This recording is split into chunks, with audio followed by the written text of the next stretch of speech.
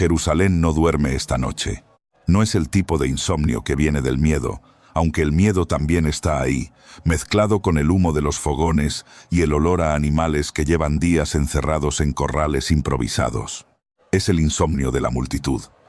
El insomnio de una ciudad que normalmente alberga a 80.000 personas y que en esta semana específica, en esta semana de Pascua, en este Pesaj del año, que los romanos contarán como el 17º del reinado de Tiberio, ha recibido a más de 200.000 peregrinos que llegaron caminando desde Galilea, desde el Mediterráneo, desde Babilonia, desde Egipto, desde los confines del mundo judío conocido. 200.000 personas que trajeron sus sueños, sus deudas, sus enfermedades, sus oraciones acumuladas durante años y sus corderos. Cada familia, un cordero. Cada cordero, un destino ritual en el templo. El templo que desde aquí, desde cualquier punto de la ciudad, se ve brillar con el oro de sus muros iluminados por antorchas, como una segunda luna posada sobre el monte Moría. Imagina por un momento que puedes caminar por esas calles. El año es aproximadamente el 33 de la era común, aunque los historiadores debaten si fue el 30 o el 33, y ese debate no cambia nada de lo que estás a punto de ver. Caminas por el barrio del mercado inferior, donde los adoquines están húmedos por el agua que los comerciantes arrojan cada mañana para limpiar la sangre de los animales sacrificados el día anterior. El aire huele a especias que vienen de Arabia, a pan sin levadura porque la fiesta lo exige, a estiércol de paloma de los cambistas de moneda que tienen sus jaulas apiladas en las esquinas, a sudor de cuerpos que viajaron semanas sin bañarse para llegar a tiempo. Huele a humanidad concentrada. Huele a historia acumulándose. No sabes que estás en el epicentro de algo. Nadie en esta ciudad lo sabe. El mercader que vende aceite de oliva frente a la puerta del pescado no lo sabe. El sacerdote que revisa los rollos del sacrificio en la sala de los escribas no lo sabe. El soldado romano que bosteza en su puesto sobre la Torre Antonia, mirando hacia el templo con ese aburrimiento profesional que tienen los ocupantes de todos los tiempos, no lo sabe. Están viviendo una semana más de Pesaj, una semana más de multitudes, de caos organizado, de dinero circulando, de política religiosa y política imperial entrelazadas como dos serpientes que no se sueltan. Han vivido esta semana antes, la vivirán después. Eso es lo que creen. Lo que nadie en esta ciudad puede imaginar, lo que ninguna mente del siglo I tiene las categorías para procesar, es que dentro de exactamente 2000 años, el nombre de esta ciudad y el nombre de esta semana serán pronunciados cada año en más de 190 países del planeta. Que lo que está a punto de ocurrir aquí, en estas calles angostas, en este cerro de ejecuciones fuera de la muralla, en este jardín con una tumba prestada, será el evento más narrado, más debatido, más pintado, más cantado y más llorado de toda la historia humana. Que un hombre que va a morir aquí esta semana dividirá el calendario de la humanidad en dos. Eso nadie lo sabe, todavía no. Y esa ignorancia colectiva, ese abismo entre lo que la gente está viviendo y lo que en realidad está pasando, es la primera cosa que necesitas sentir para entender esta semana de verdad. Jerusalén en el siglo I es una ciudad que vive sobre capas de sí misma. Bajo los pies de los peregrinos que caminan hoy, hay ruinas de ciudades anteriores, conquistadas y reconstruidas tantas veces que el suelo mismo es un archivo de sangre y arquitectura. Los jebuseos estuvieron aquí. David la conquistó. Salomón la glorificó. Los babilonios la arrasaron. Los persas la devolvieron. Los griegos la helenizaron. Los macabeos la recuperaron. Y ahora los romanos la administran con esa eficiencia fría que tienen para convertir cualquier lugar del mundo en una provincia más del imperio. Herodes el Grande, que murió hace casi 40 años, fue el arquitecto que la transformó en la ciudad que existe ahora. Un rey cliente de Roma, medio judío y completamente pragmático, que reconstruyó el templo en una escala que dejó sin palabras a todos los que lo vieron. El historiador Josefo escribirá que quien no ha visto el templo de Herodes no ha visto una cosa hermosa en su vida. No exagera. El templo es el corazón de todo. No es solo un edificio religioso, es el Banco Central, el Tribunal Supremo, el símbolo nacional, el punto de contacto entre el cielo y la tierra según la teología judía de la época.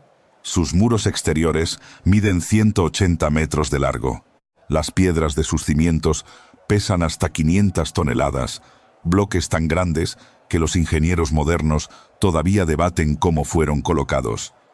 El patio de los gentiles, el espacio exterior donde cualquier persona de cualquier nación puede entrar, es más grande que 4 canchas de fútbol puestas una al lado de la otra. Y en esta semana de Pesaj, ese patio está completamente lleno.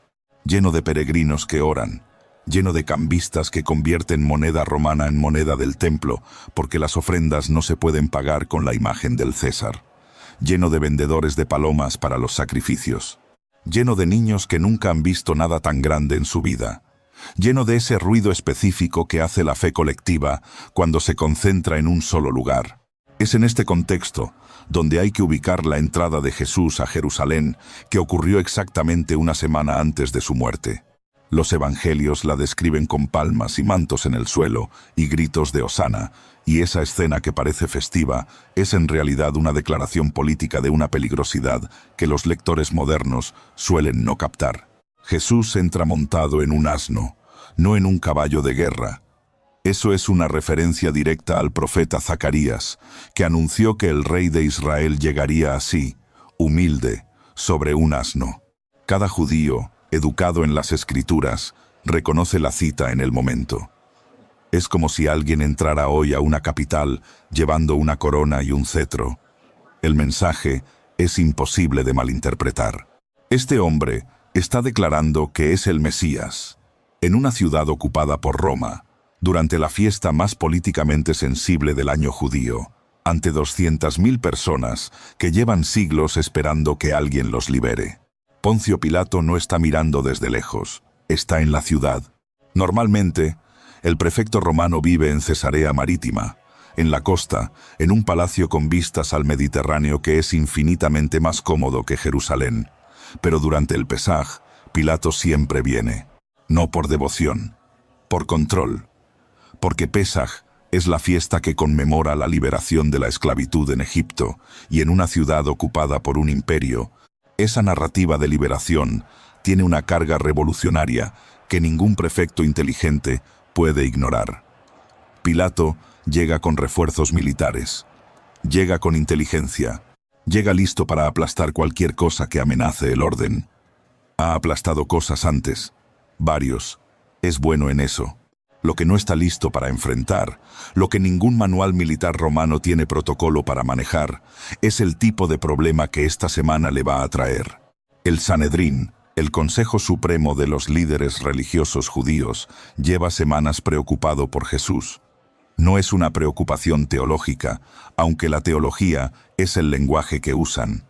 Es una preocupación política. Jesús ha estado predicando en Galilea durante aproximadamente 3 años. Ha reunido multitudes. Ha hecho lo que la gente del siglo I llama milagros, sanaciones, exorcismos, acciones que en el sistema de creencias de la época son señales de poder divino. Ha dicho cosas que desafían la autoridad del templo y de sus sacerdotes. Ha dicho que puede destruir el templo y reconstruirlo en 3 días, una frase que sus oponentes van a usar en su contra. Y ahora ha llegado a Jerusalén durante Pesaj, con una multitud que lo aclama como rey. Para el sumo sacerdote Caifás, este es el tipo de situación que termina con todos muertos. Si Jesús provoca un levantamiento, Roma responde. Y cuando Roma responde en serio, no quedan piedras sobre piedras. Caifás lo sabe. Ha pasado su vida entera navegando el espacio imposible entre la fe de su pueblo y las exigencias del imperio. Conoce los límites. Y Jesús, en su opinión, acaba de cruzarlos todos. El día que los evangelios llaman el lunes de la Semana Santa, Jesús hace algo que electrifica a la ciudad entera. Entra al patio del templo, ese espacio abarrotado de comerciantes y cambistas, y lo limpia por la fuerza. Vuelca las mesas de los cambistas, libera las palomas de sus jaulas, acusa a los que están allí de haber convertido la casa de su padre en una cueva de ladrones. Es un acto de violencia ritual, cuidadosamente calculado. No lastima a nadie, no hay sangre, no hay muertos, pero el simbolismo es devastador. El templo es la institución más sagrada del judaísmo y el sumo sacerdote es su autoridad máxima. Lo que Jesús acaba de hacer es entrar al corazón del poder religioso judío y declarar, ante miles de testigos, que ese poder está corrompido. Es el tipo de acto que no se puede ignorar. Es el tipo de acto que hace que los hombres en el poder tomen decisiones que de otro modo no tomarían. Durante los días siguientes, Jesús enseña en el templo cada mañana y regresa cada noche a Betania, un pueblo a poco menos de 3 kilómetros, donde se hospeda en casa de sus amigos. Los líderes religiosos le tienden trampas con preguntas, y él las esquiva con una habilidad que la multitud admira y que ellos encuentran cada vez más humillante. Le preguntan si hay que pagar impuestos al César, una trampa perfecta. Si dice que sí, pierde a la multitud nacionalista. Si dice que no, Pilato tiene razones para arrestarlo. Jesús pide una moneda, señala la imagen del César y dice que hay que darle al César lo que es del César y a Dios lo que es de Dios. La multitud queda fascinada, sus oponentes quedan sin respuesta.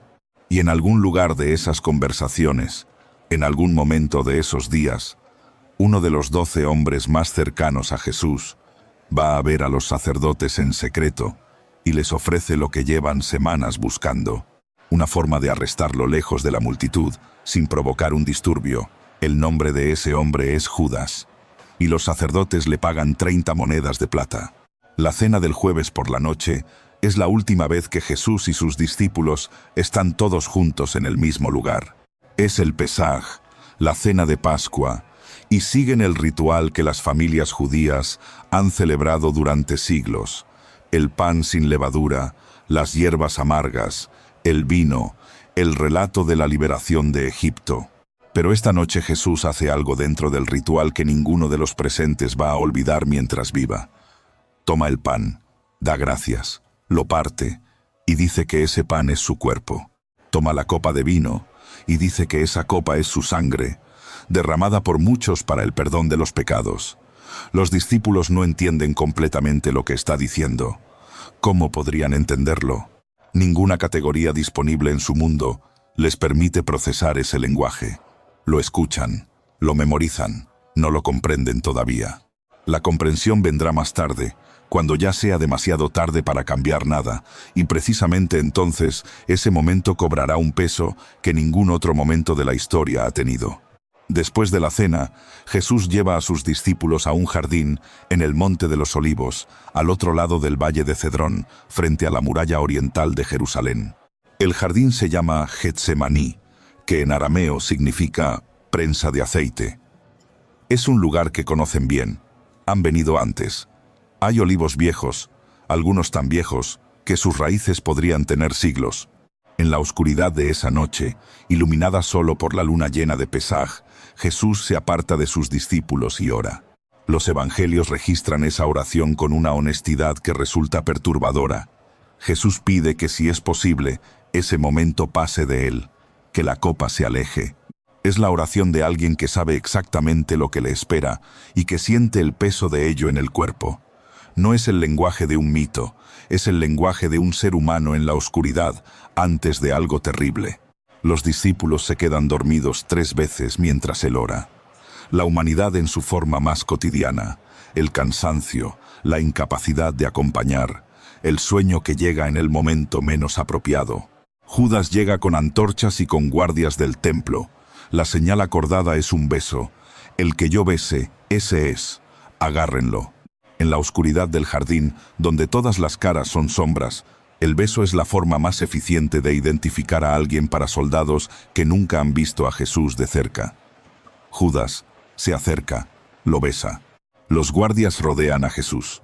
Uno de los discípulos, el Evangelio de Juan, dice que es Pedro, saca una espada y corta la oreja de uno de los guardias. Jesús detiene la resistencia, sana al herido y se deja llevar. Los discípulos huyen en la oscuridad. La escena entera, desde la llegada de Judas hasta el arresto, dura probablemente menos de 10 minutos. 10 minutos que cambian todo. El proceso que sigue en las horas siguientes viola prácticamente todos los procedimientos legales del Sanedrín. Los juicios nocturnos estaban prohibidos por la ley judía. Los juicios durante los días de fiesta estaban prohibidos. La velocidad del proceso, de arresto a condena en pocas horas, viola el principio de deliberación cuidadosa que la ley exigía. Caifás interroga a Jesús directamente. Le pregunta si es el Cristo, el Hijo del Bendito. Y Jesús, que durante toda su ministerio había esquivado esa pregunta pública, con habilidad, esta noche la responde sin esquivar. Dice que sí.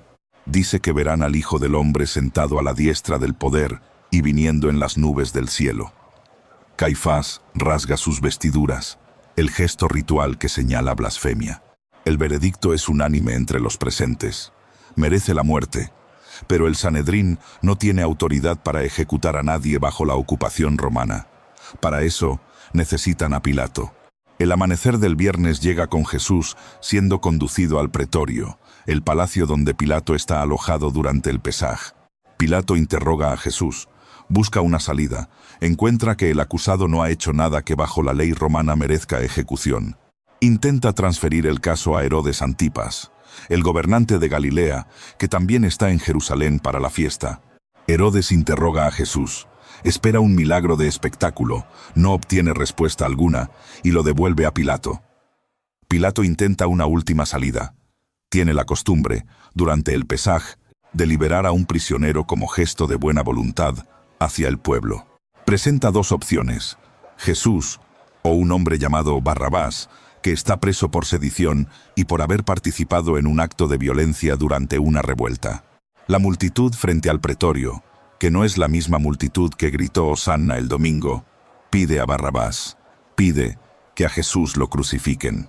Lo que ocurre después de la sentencia de Pilato comienza con algo que los romanos llaman la flagelación, y es necesario que entiendas exactamente qué significa eso en el siglo I, porque el lenguaje suavizado de los siglos siguientes ha borrado su realidad. El instrumento usado es el flagrum, un látigo de varias correas de cuero con trozos de hueso o metal en las puntas. No es un castigo simbólico, es una tortura diseñada para desgarrar. Los soldados romanos son profesionales en esto. Han hecho esto antes, lo harán después. Es parte de la rutina de una ejecución romana. El Éufrates, el Nilo, el Jordán. En las riberas de todos los ríos del imperio se ha ejecutado este ritual. Después de la flagelación, los soldados ponen sobre la cabeza de Jesús una corona trenzada con ramas espinosas. Le ponen un manto de color púrpura, lo saludan como rey de los judíos en burla, le escupen, le golpean. Es la humillación ritual del poder imperial sobre el que se atreve a reclamar autoridad. Después, lo hacen cargar el travesaño de la cruz hacia el lugar de ejecución. El lugar se llama Gólgota, que en arameo significa lugar del cráneo. Los romanos lo llaman Calvaria, que es la traducción latina del mismo nombre. No está lejos de las murallas de la ciudad, en un promontorio rocoso visible desde los caminos de acceso, porque la visibilidad es parte del propósito. La crucifixión romana no es solo una forma de matar, es una declaración. Es el imperio diciéndole a todo el que pasa: así terminan los que desafían a Roma. El cuerpo expuesto, el sufrimiento lento y público, la imposibilidad de dignidad, todo está diseñado para enviar un mensaje, y el mensaje ha sido enviado con éxito en miles de cuerpos a lo largo de siglos. Jesús no es el primer crucificado en ese cerro, tampoco será el último. La crucifixión en sí es una forma de morir por asfixia progresiva. El cuerpo colgado de los brazos hace que los músculos del pecho se contraigan de una manera que hace cada respiración un esfuerzo consciente y agónico. Para respirar, la persona debe empujarse hacia arriba con los pies, lo que significa apoyarse en los clavos. Para descansar del dolor de los pies, debe colgar del peso de los brazos, lo que significa no poder respirar. Es un ciclo de agonía diseñado para durar horas, a veces días. Los romanos podían acelerarlo quebrando las piernas de las víctimas, haciendo imposible el apoyo. Podían prolongarlo dando agua con vinagre cuando la sed se volvía demasiado intensa. Tenían el control completo de la duración. El Gólgota ese viernes tiene 3 cruces. Jesús en el centro, 2 hombres más a los lados, que los evangelios llaman ladrones o malhechores. La multitud pasa. Algunos se burlan. Los soldados están allí cumpliendo su turno de guardia. Al pie de la cruz, según los evangelios, hay un grupo pequeño de mujeres que no huyeron. Y uno de los discípulos varones, el que los textos llaman el discípulo amado, desde la 3:00 hora de la mañana, que en el sistema romano de contar el tiempo corresponde aproximadamente a las 9, hasta la hora 9, que corresponde aproximadamente a las 3 de la tarde, Jesús permanece en la cruz, 6 horas. Los evangelios registran 7 frases pronunciadas desde la cruz, y esas 7 frases han sido estudiadas, predicadas, pintadas y cantadas durante 20 siglos. Algunas son oraciones. Una es un grito de abandono, una cita directa del Salmo 22. Dios mío, ¿por qué me has abandonado?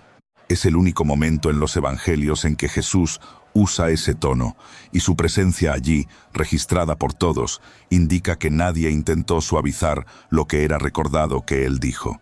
Cerca del final, dice que tiene sed. Un soldado empapa una esponja en vinagre, la pone en una vara de hisopo y la acerca a sus labios. Después, Jesús dice que todo está consumado, y baja la cabeza. En ese momento, según los 3 evangelios sinópticos, el velo del templo se rasga de arriba hacia abajo, el velo que separaba el lugar santo del lugar santísimo, el espacio donde solo el sumo sacerdote podía entrar una vez al año, el símbolo físico de la barrera entre la humanidad y la presencia de Dios, se rasga. No desde abajo, donde manos humanas podrían alcanzar. Desde arriba, la tierra tiembla, las rocas se parten. El centurión romano que está supervisando la ejecución, el soldado profesional que ha visto cientos de crucificaciones, que es el último hombre en el mundo que podría esperar que le importe lo que este judío tiene que decir, mira lo que está pasando, y pronuncia las palabras que los evangelios registran con una precisión que parece casi inverosímil. Verdaderamente, este hombre era hijo de Dios. El cuerpo de Jesús debe ser retirado antes del atardecer, porque el sábado comienza con la puesta del sol, y la ley judía prohíbe que los cuerpos permanezcan expuestos en día de reposo. Los soldados van a quebrar las piernas de los 3 crucificados para acelerar la muerte. Cuando llegan a Jesús, comprueban que ya está muerto. Para verificarlo, uno de los soldados le introduce una lanza en el costado. Del costado sale sangre y agua. Los médicos modernos que han estudiado esto sugieren que la separación de suero y glóbulos rojos indica que el corazón ya ha dejado de funcionar. El soldado certifica, sin saberlo, lo que el centurión ya dijo en voz alta. Un hombre llamado José de Arimatea, miembro del Sanedrín, que según los evangelios no estuvo de acuerdo con la condena, va a ver a Pilato y pide el cuerpo. Pilato, sorprendido de que ya esté muerto, confirma con el centurión y concede el permiso. José compra lienzo fino, descuelga el cuerpo, lo envuelve. Tiene una tumba nueva, excavada en la roca, en un jardín cercano al Gólgota.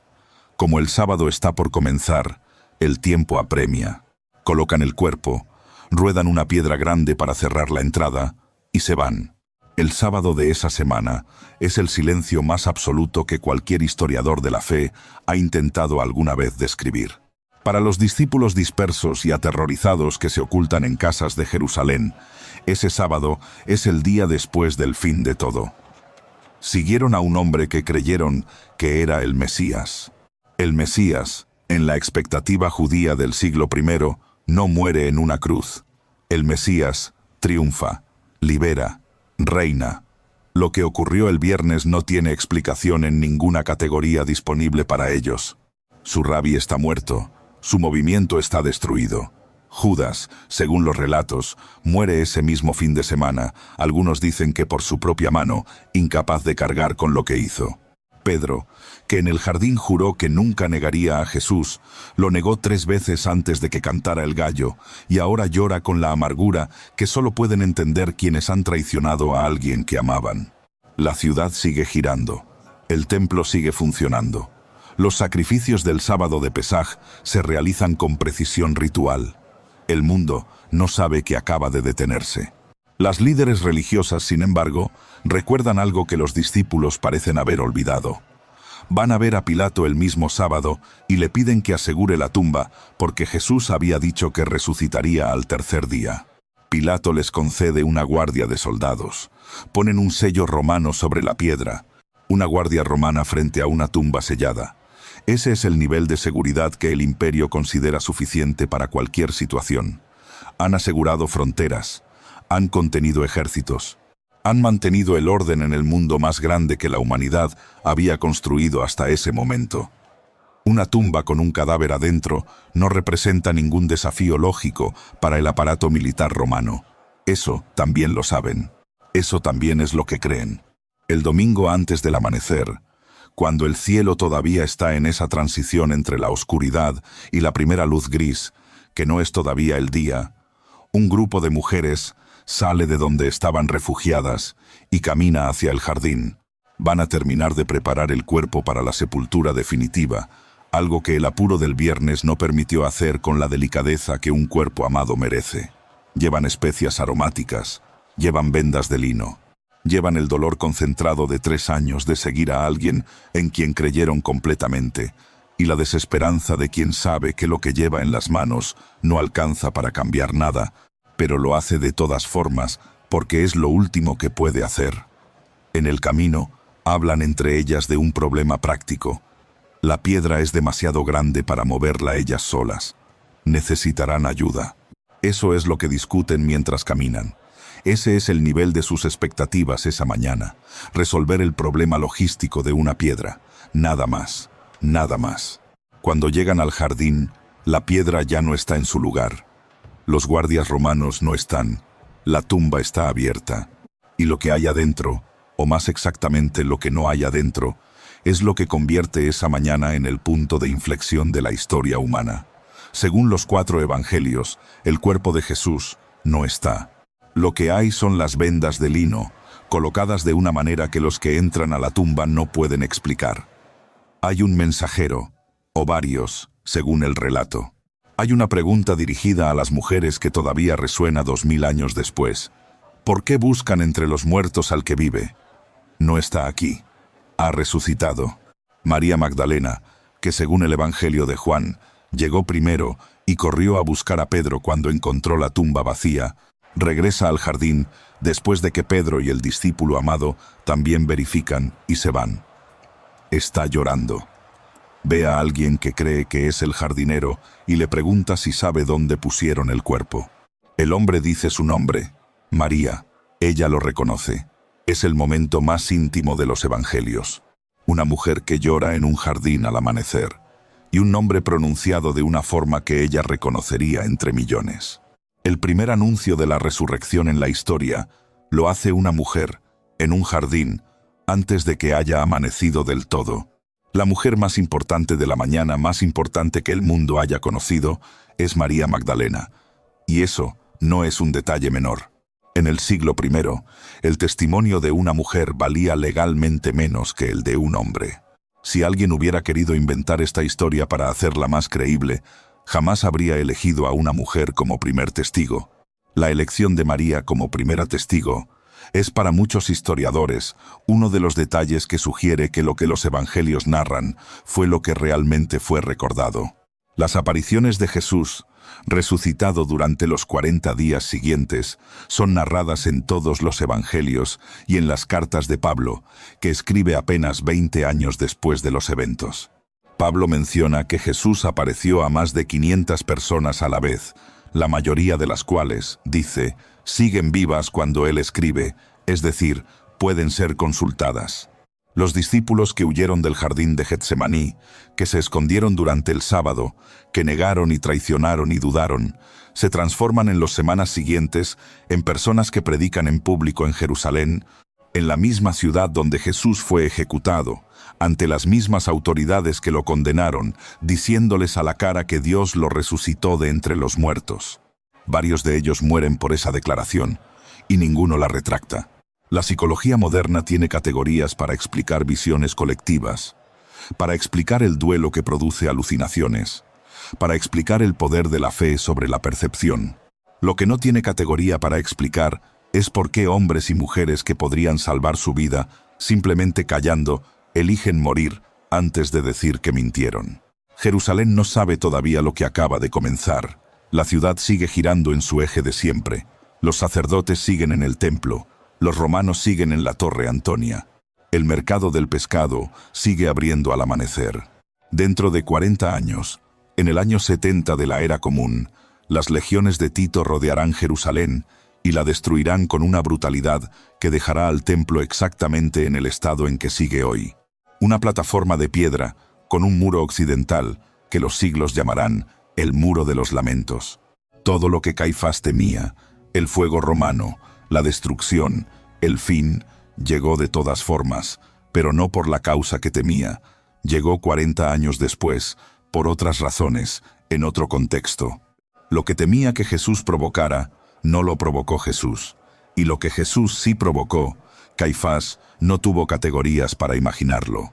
El movimiento que nace de esa tumba vacía se extiende primero por Judea, luego por Samaria, luego por las sinagogas de la diáspora en todo el imperio.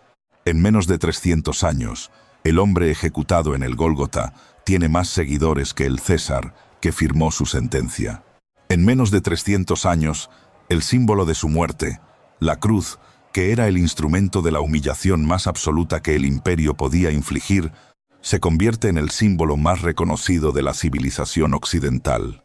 El historiador romano Tácito, que no era cristiano y que tenía una visión bastante negativa del movimiento, confirma en sus anales que Jesucristo fue ejecutado bajo el gobierno de Poncio Pilato durante el reinado de Tiberio.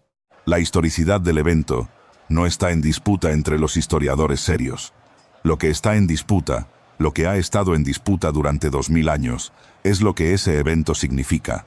La Semana Santa que el mundo cristiano conmemora cada año no es una celebración en el sentido ordinario de la palabra, es una inmersión.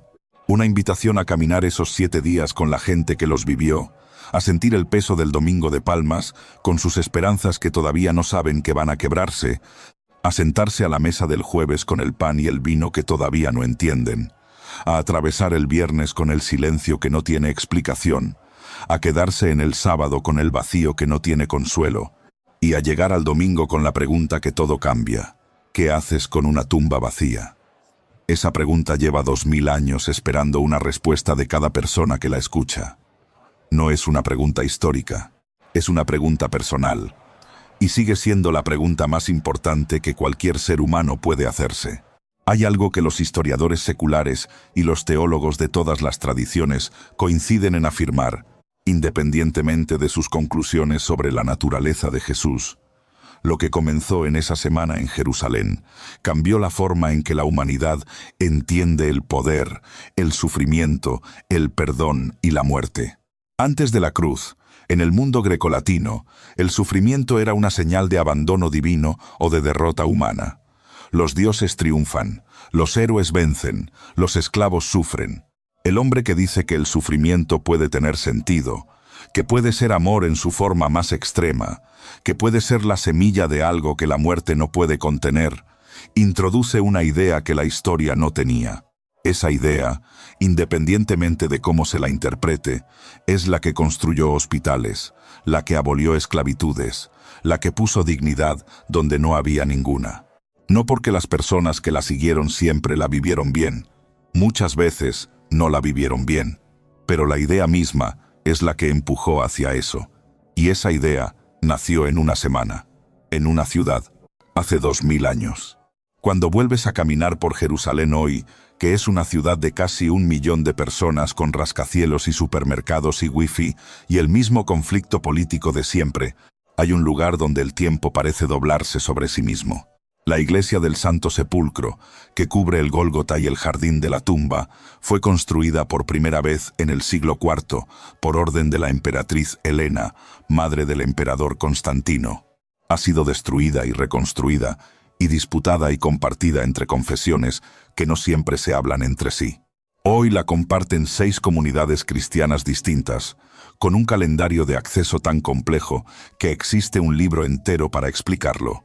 La llave de la iglesia la guardan desde hace siglos 2 familias musulmanas, los Yude y los Nuseibe, porque los distintos grupos cristianos nunca pudieron ponerse de acuerdo en quién debía tenerla. Esa imagen, la llave del lugar más sagrado del cristianismo en manos de familias musulmanas, es Jerusalén en su forma más pura, imposible, contradictoria, humana y de alguna manera funcionando. En algún lugar dentro de esa iglesia, en la roca tallada y el mármol y el incienso de 20 siglos, está el lugar donde todo esto comenzó, donde el mundo cambió, donde una mujer llegó llorando al amanecer y escuchó su nombre. Hay una pregunta que esta historia te hace inevitablemente, sin importar dónde estés parado en tu fe o en tu falta de ella. La pregunta no es si crees o no crees. La pregunta es más simple y más profunda que eso. La pregunta es, ¿qué haces con alguien que dio todo lo que tenía, hasta lo último, por amor? No en abstracto, no en teoría. En un jardín, en una noche de luna llena, sudando de miedo y llorando igualmente. En una calle empedrada, cargando algo que aplasta, sin retractarse. En una cruz, mirando hacia abajo a la gente que lo puso ahí, y diciendo, perdónalos. ¿Qué haces con eso? ¿A dónde lo pones en tu vida? Esta semana, mientras el mundo hace sus planes de vacaciones y sus cenas familiares y sus viajes a la playa, en algún rincón de tu corazón hay un espacio donde esa pregunta vive. No la ignores esta vez. Siéntate con ella aunque sea un momento. Deja que te haga lo que tiene que hacerte. Si algo de lo que viste hoy te movió, te hizo pensar, te devolvió algo que creías olvidado, compártelo con alguien que también lo necesite. No el video, aunque el video también puedes compartirlo. Comparte la pregunta. La pregunta, ¿de qué haces con el amor que no tiene condiciones? Esa pregunta tiene el poder de cambiar conversaciones, de suavizar corazones endurecidos, de abrir puertas que llevan demasiado tiempo cerradas. Y si quieres seguir explorando estas historias, estas semanas donde el mundo giró sobre un eje que nadie vio venir, suscríbete y quédate cerca. Hay más por descubrir juntos.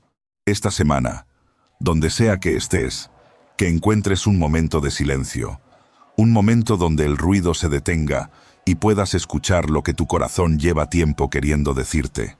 Que la historia que acabas de vivir no se quede solo en tu pantalla, sino que baje hasta el lugar donde las cosas importantes viven. Que puedas mirar a las personas que amas y verlas de verdad. Que tengas la valentía de los que se quedaron al pie de la cruz cuando todo parecía perdido. Y que en algún jardín de tu vida, en algún amanecer que todavía no ha llegado, escuches tu nombre pronunciado de una forma que reconocerías entre millones. Que así sea.